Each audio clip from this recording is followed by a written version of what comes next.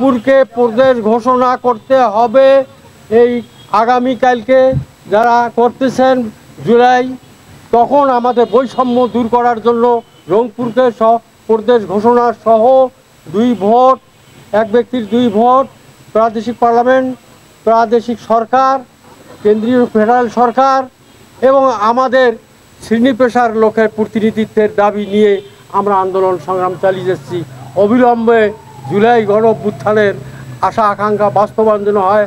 আগামীকাল বা মহামান্য প্রধান উপদেষ্টা সহ যারা সংস্কার কমিশন, ঐক্যমত কমিশন সবারই প্রতি চিঠি পাঠাইছিলাম, ওনারা অবশ্যই পেয়ে গেছেন।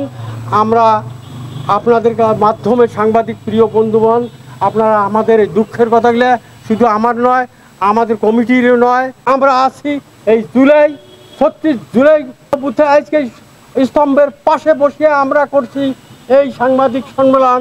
এরপরে আমরা আরও আন্দোলন করব, জনসভা এবং সারা দেশে আন্দোলন গড়ে তুলব। আমি আপনাদের সবাইকে ধন্যবাদ জানিয়ে রংপুরকে আবারও অবিলম্বে প্রদেশ ঘোষণার দাবি জানিয়ে আপনাদেরকে সবাইকে ধন্যবাদ জানিয়ে আসসালাম।